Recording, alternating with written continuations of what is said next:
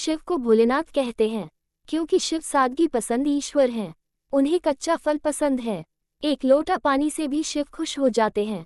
खासतौर से अगर आप अपनी जिंदगी से निराश या हताश हैं तो आपको शिव की पूजा जरूर करनी चाहिए। पर भोलेनाथ जितनी जल्दी खुश होते हैं उतनी ही जल्दी नाराज भी होते हैं, खासतौर से ऐसे लोगों से जो बेईमानी और धोखेबाजी करते हैं। देवी पार्वती का गुस्सा 7वें आसमान पर। पंडित प्रवीण मिश्र के अनुसार भगवान शिव हर व्यक्ति के मन की बात सुनते हैं। शायद यही वजह है कि आज 21वीं सदी में शिव की पूजा सबसे ज्यादा लोग करते हैं। खासतौर से युवाओं के बीच शिव जी काफी प्रचलित हैं।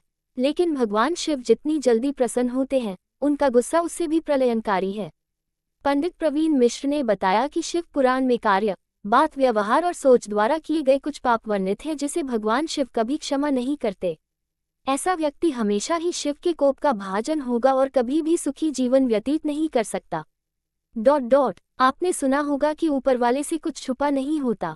यहाँ तक कि आप अपने दिमाग में जो सोच रहे होते हैं वह भी भगवान से छुपा नहीं है।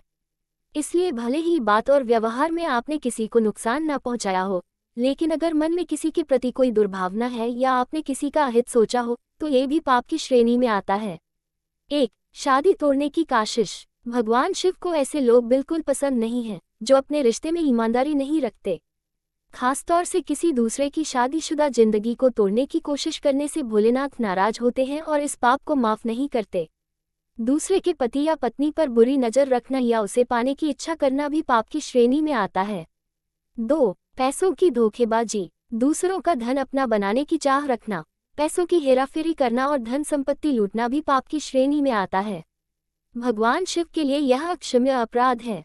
3. कष्ट देना। किसी भोलभाले और निरपराध इंसान को कष्ट देना, उसे नुकसान पहुंचाना या उसके लिए बाधाएं पैदा करने की योजना बनाना या ऐसी सोच रखना भगवान शिव की नज़रों में हर हाल में माफ़ी न देने योग्य पाप है। 4. गलत रास्ता अपनाना। कुछ लोग रास्ता भटक जाते हैं पर सही निर्देश मिलने पर वापस सही रास्ते पर आ जाते हैं। पर कुछ लोग ऐसे भी होते हैं जो सही सुझाव मिलने के बावजूद बुराई का साथ नहीं छोड़ते और बुरी राह को खुद चुनते हैं। ऐसे लोगों के पाप अक्षम्य होते हैं। 5. बुरी सोच। शिव पुराण के अनुसार जिस प्रकार आप किसी का बुरा नहीं करने के बावजूद उसके लिए बुरी सोच रखने के कारण भी पाप के हकदार और दंड की श्रेणी में आ जाते हैं, उसी प्रकार भले ही आपने अपने कार्य से किसी का बुरा ना किया हो, लेकिन आपकी बोली अक्षम्य पापों का हकदार भी बना सकती है।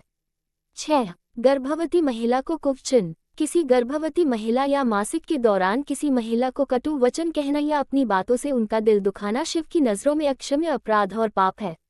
7. नुकसान पहुंचाने के लिए झूठ बोलना। किसी के सम्मान को हानि पहुंचने की नियत से झूठ बोलना छल की श्रेणी में आता है और अक्षम्य पाप का भागीदार बनाता है। 8. अफवाह फैलाना। समाज में किसी के मान सम्मान को हानि पहुंचाने की नियत से या उसकी पीठ पीछे बातें करना या अफवाह फैलाना भी एक अक्षम्य पाप